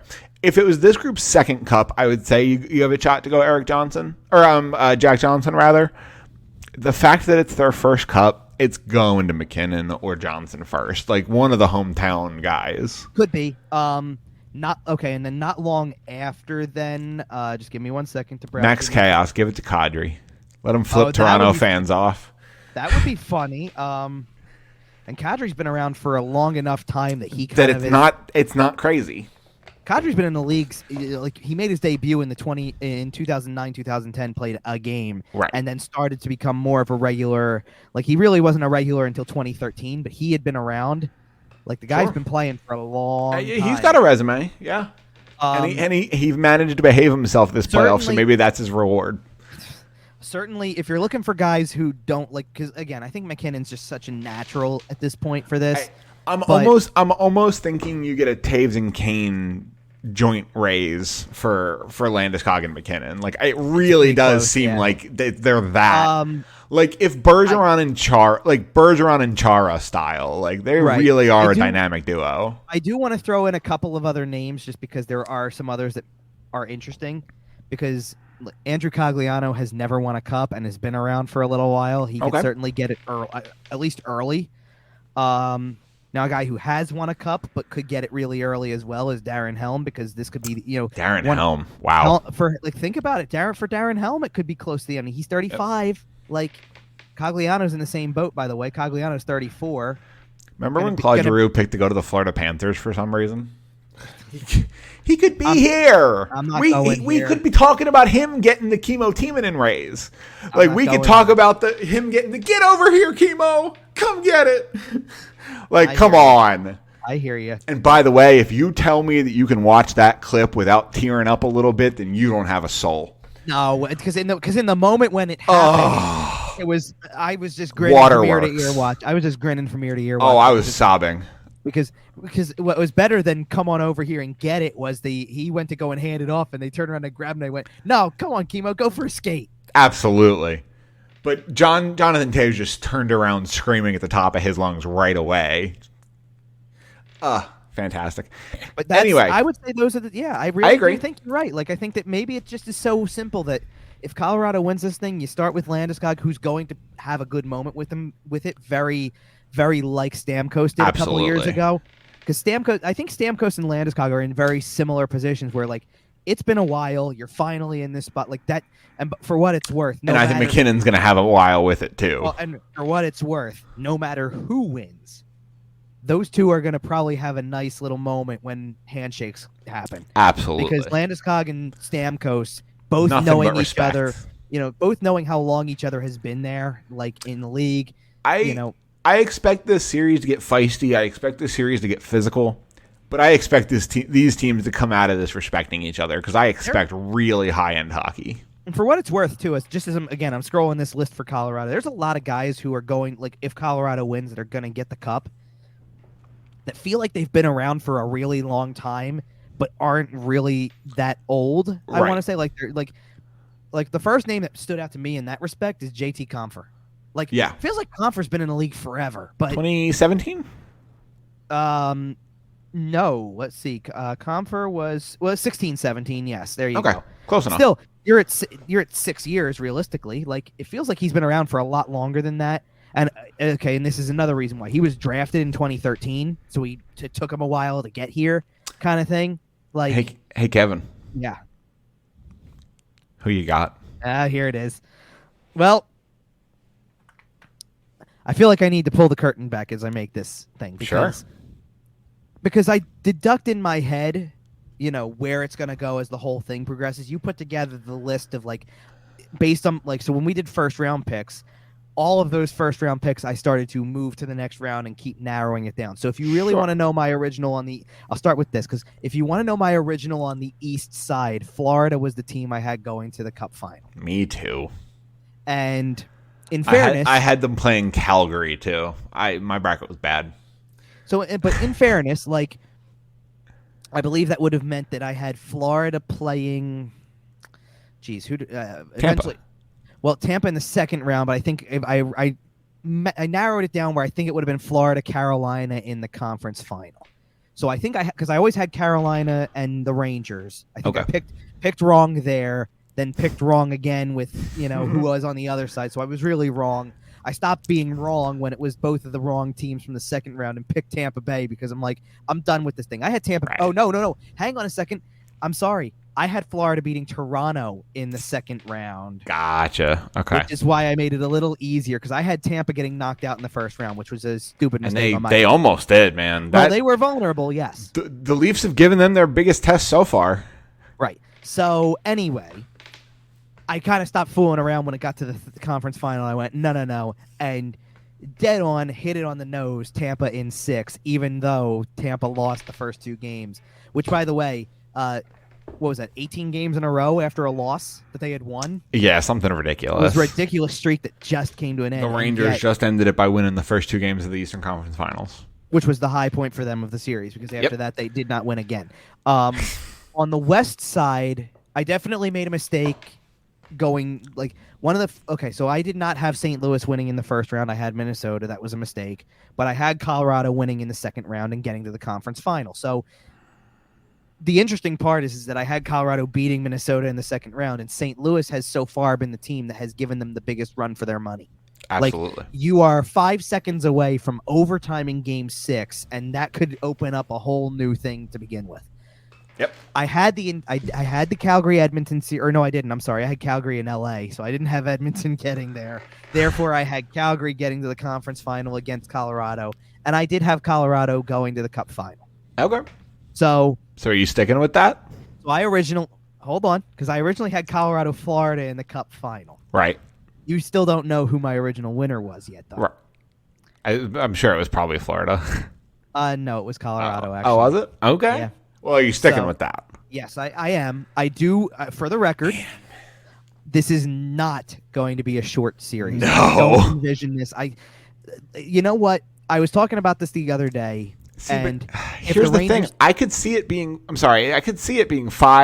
like 3-2 games, though. That's the thing. Yeah, I understand where you're coming from with that, for sure. And it doesn't mean it's not going to be a blowout series in any way, shape, or form, but it might be a short series. Well, Charlie O'Connor tweeted the other day, like, this is the perfect matchup. Should be a really great series. Now, knowing that it'll be a 4-0 sweep. Right. Tampa wins every game 6-0. Right. Somebody sweeps. Well, it doesn't matter. It could be either side, but somebody sweeps it just because, right? No, I really do feel like it's going to be a long series. You know, if the Rangers would have won in the conference final and advanced, given the way that I was, like, if they would have found a way to somehow beat Tampa, but the way that they were going to have to do it down the stretch, I probably would have said, you know what, the fact that Colorado's just sitting over here waiting, give me Colorado in 5, and it's not, this might not be a particularly close series because the Rangers don't defend as well as Tampa does. Right. So you take the high-octane offensive team and put them against the Rangers, and even though Shesterkin's a great goalie, I don't know that they survive that just because it's going to, only reason they have a shot at surviving is because Tampa could do the same thing to them, and if they would have won that series somehow, you're going, well, if they got through Tampa, if they just follow the process through the Cup final, they might find a way to surprise everybody. And, so be it. But I don't envision that with these two teams because Tampa knows how to win. They know how to close out. They know exactly what they are doing. I just don't know that there's two things I don't know of. Number one is that, or not don't know of, but there's two things I think change the game here. One is that the Rangers after game 2, I believe, only had one 5-on-5 goal for the rest of the series.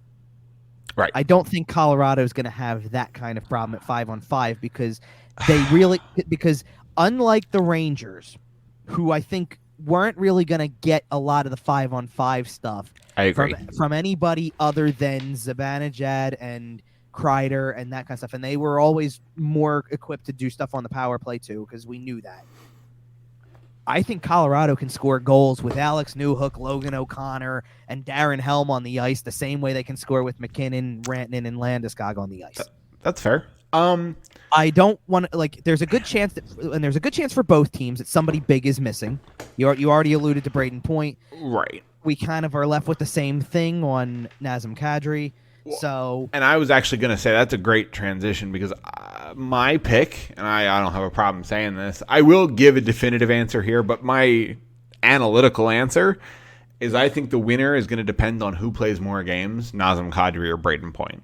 That's a fair I think the series is so close that whoever gets more out of those guys, it's going to be enough to make a difference. Okay, that's fair. And if Point comes back and looks pretty good and Kadri comes back and looks pretty good, I think it's going to be super duper close. And if one of them stays out and doesn't get back, I think that'll be enough to swing the momentum. I don't want to tell you that you're completely off base with that because I think it's valid. Right. The only thing that's making me defend this or change this a little bit is I've been saying that about Tampa for two rounds now without Braden Point, thinking, listen, at some point in time, this might do them in. And certainly I got fooled into it a little bit with the way the Rangers started the series because you're going, are they going to have to drag Braden Point out here with whatever's going on just to try to find a way in this series? And they didn't have to. Right. So I know you don't particularly follow MMA, but I'm going to deviate for just a second here. Here we go. Last night, Valentina Shevchenko defended her flyweight title, and she lost the first 2 rounds. I know one judge gave her the first. That was a bad call. She lost the first 2 rounds. Taylor Santos beat her. And in a 5-round fight, you saw Valentina Shevchenko go, okay, we're down 2 rounds. We can't afford to lose anymore. It's time to get on the gas. And she looked a little bit Rocky 3. A little bit complacent, a little bit, she knows, she's been the champion for a while. She looks a little complacent. Taylor Santos beat her in the first 2 rounds, and you saw her go, oh, we gotta turn up. It's a real day at the office. Right. And you saw the Tampa Bay Lightning do the same thing. They were a little bit rusty because they had a little time off after just absolutely dusting the Florida Panthers. Right. And you saw them be a little rusty, and the Rangers took advantage of that. And as they worked out that rust and as they got a little motivated because they got beat up a little bit, they went, all right, the 2-time defending champs are back. Right. And they took over the rest of that series, and I really think that was where they kicked the playoff run into high gear. Like, I know they torched Florida. Florida didn't look particularly good. Mm-hmm. They didn't look particularly good in the Toronto series. They struggled along with Toronto probably a lot more than they should have. Mm-hmm. I think the beast is awake. So let me dive in there because it's a great place for me to jump in with something I want to say about this, because I think both teams realize the benefit that they have of playing with control, if you will. Tampa with Braden Point was able to do what they did, especially in this conference final, because of the fact that, okay, when you're down 2-0, yes, you're down, but you're not out at that point, and you do need to win a couple games. But once they tied the series up, and you've won the last 2 games without him, do you need to go that well in Game 5? No, not necessarily. And when you win Game 5 and you're up 3-2 and you're in control, like, that was the thing for me for the whole Florida series. They won Game 1. They damn near stole Game 2 because Game 2 it was a miracle at the end of the last second type stuff. Crazy. But when you're up 2-0, why go to that situation? Why even bother to attempt to bring him back until you need to, right? Yep. So correct. when it's 3-0 and then you're in a closeout position. Now you're coasting. But you don't even need to think about that. Like, of course you're going to let him sit out and heal up and keep going. And then he's still not ready for the next round. And you lose the first 2 games, but again, and once you get back in that position, like, if it would have gone 7, would he have played? That's debatable. It could have happened. I think John Cooper's come out and said that he wasn't going to play no matter what. Well, easy to say now, though. Right. Yeah, well, sure. I think that at the time of Game 6, he wasn't ruling things out. Okay. That's all I'm saying. Like, yeah. He's been very careful to not rule stuff out as the games go on, but I think that it's easy to say now, oh, yeah, he wasn't going to play then. He probably won't play in Game 1. You know why he's not going to play in Game 1 of the Stanley Cup Final? Because they don't need to go there yet. Because so when you're in control like that, again, so when they go up 3-2 and you have that Game 6, I don't want to speak for what would happen in Game 7 if it came to it, but in Game 6, you don't feel the need to do that. Right. When Darcy Kemper was out of the lineup for Colorado, and I believe he had missed at one point in time, he missed with the eye injury first. Right. But again, when you're playing, like, I believe it was at the end of the Nashville series. So when you're already up in the series looking at a sweep, is there any reason to be pressured into, hey, we really shouldn't play, backup here? Like, right. Well, of course you're going to do it. And he did back up Pavel Francouz in Game 4 of the Western Conference Final. Like, he's back. He's good to go. Right, but it comes down to that. If you don't have to force the issue, why bother? Exactly. And I think there's a real case that for the first time in several years, we have the 2 best teams in the league in the Stanley Cup Final. So I'll tell you what I tweeted the other night because it falls in line with that. Because I even put the Stanley Cup Final will be what it should be. The back-to-back defending champs have the target on their back. The best team in the West gets their chance to dethrone them. It should be a great series. It's going to be and that's exactly incredible. What it is to me. Yep. And like I don't think that there's anything more to be said about that situation. Like it's one of those series that you're gonna get the 2 best teams in the league. You're not getting the 2 best teams in the league by virtue of regular season standings. You're just right. Tampa takes their foot off the gas pedal in the regular season. We know this. And look, I was fully prepared for the switch flip at some point. It just totally. It's one of those things. I don't think they. Let's be real. Have they done this smoothly? Not really. I mean, even the Florida series had moments where, like, The Panthers threw everything they had at them, and Vasilevsky being Vasilevsky is the reason why you win, right? And Toronto had them on the ropes, and the Rangers had them on the ropes. So it's fully possible that Colorado could do the same. Tampa in 7. Okay, that is totally fair. I find it interesting that you're saying Tampa in 7 because of the fact that would mean they're going to win this cup in Colorado. On the road. We will see. I will tell you one thing. Man, I never, because I don't want to say it as a statement because this is more, I guess, I really do not know where game 1 is going to go because I have full visions of Colorado being on the end of the game that they handed to Vegas a few years back where it's like, listen, this could be lopsided because one team was playing on, Saturday night and the other one was sitting there since, Tuesday. Right. It like, could be. Yeah. Or actually, it was earlier than that. It was since Monday, I believe. But either way, something what like I that. mean? Yeah. It's the age-old question: rest versus rust. Right. I do think Colorado comes in with more health. Right, and I think going into the Stanley Cup Finals, I think you'd rather have the rest. I think in the first 2 rounds, I think you'd rather be the team playing the 6 or 7 game series going up against the team that just swept and is rested. Now, by the way, I do want to mention because I forgot that Cogliano is also injured. Right. And if anybody saw him at the end of game 4, which is where the injury happened, he wasn't even shaking hands with his right hand because it was just dangling, there was nothing left to it. He was done for, and we'll see what happens with that. But right. I still think that I think there's elements like Tampa's going to eventually. You just got to expect that there are guys who are weary because of the amount that they've played in the last 3 years. And Colorado hasn't, and Colorado's got some youth on their hands that I think helps them. Like, I think there's a different. Oh, are you saying what I think you're saying? I already said Colorado's going to win the series. Okay. I just don't. Give me a number. You know what? I've always felt that it was, it's going to be a long series. I think this is a 7. I was going to say, because if you say 6, that means you're saying they're winning it in Tampa. And no, you know what? I'll say 7. Okay. I can see it being 6 because I don't think there's an element to me for Colorado that playing on the road does not matter. And I think the biggest reason to say that is because of the way the St. Louis series ended.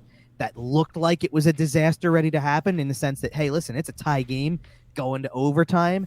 Okay, buckle up because if St. Louis wins, it's another trip back to Colorado for game 7. Fair enough. And they flat out took it right beforehand. And stunned a building that was, that we have to also acknowledge the building prior that celebrated the Stanley Cup before. Like, they not in the building the night they won, but it's a building where they have expectations for that team because they did win in the not so distant future. I mean, it feels like the distant future given everything that has happened since then. Tampa Bay's won 2 Stanley Cups in a COVID world, but but still, you got to acknowledge that they do know how to break hearts on the road. So I don't want to put it past them if they go up 3-2. But I think game 1's going to be a really big tell-all because if Tampa finds a way to win on the road, then I think all the home ice stuff just goes out the window and it doesn't matter. And and then if Tampa wins, even if it's not game 1, if Tampa wins a road game, Colorado needs to win a road game just to put that whole thing to bed. I agree. Because if you go down 3-1, we're in trouble here. Yep. Well, you don't want to be the team that knowingly it's not even close to the same scenario, but it becomes very 74 Flyers where you're up 3-1 based on your home games. You go on the road in game 5 and if you're Tampa and you're up 3-1 and maybe you lose that one because there's not a whole lot of pressure on that game. Because it's backs against the wall and know what the situation is. But if you do lose that game 5, all the pressure's on game 6. You're not, I feel like you're not coming home saying, you know what would be great? Let's go make another trip to Colorado after this. When it's Tampa, there is an element to it where it puts all the pressure on that game 6. It does, but there's an element of it to me where the travel is important because. And we are talking Colorado to Tampa. That's a pretty significant flight. There's a big difference between playing your one playoff series with, it's Tampa, Florida. Oh, wow, it's only a trip across state. Right. It's an hour and a half on the bus. Right, practically. As opposed to the idea of like legit cross-country travel where you're talking Colorado's all the way over here and you got to come back to Tampa. Like, eventually it's going to get tired for somebody, and the idea is going to be, let's just put an end to this thing, and somebody's going to do it. That's why, what? And that's kind of why I'm leaning with the home ice thing, because like the home ice finale says, put an end to this thing. We shouldn't want to have to do this. All right. Speaking of putting an end to things, that's a good time for us to put an end to this podcast. We will be back. We haven't really decided yet if we're going to be back in 2 weeks or if we're going to be back in just over 2 weeks. If it depends on the Stanley Cup Final, we haven't really talked about that yet. But we will be back at some point in roughly 2 weeks to talk about the playoffs, talk about everything. Kind of do our normal show we do every 2 weeks over the summer. In case you're new here. You can find our shows everywhere you find your podcast: Facebook, Instagram, Podbean, iTunes, Google Podcasts, sportstalkphilly.com. Check out our YouTube channel. Subscribe over there. Follow Sports Talk Philly at Sports Talk PHL. Follow Kevin at Kevin_Durso. Follow the podcast at YWT Podcast. Kevin, Stanley Cup Finals. Two best teams in the league. Are you excited? I'm very excited for the series. What I'm kind of disappointed about is the fact that we had this tonight, obviously, on our usual Sunday record date that we do, and there's been nothing on this evening. Not even to turn on even the NBA Finals was off tonight, so it's like it feels like there's no primetime event tonight.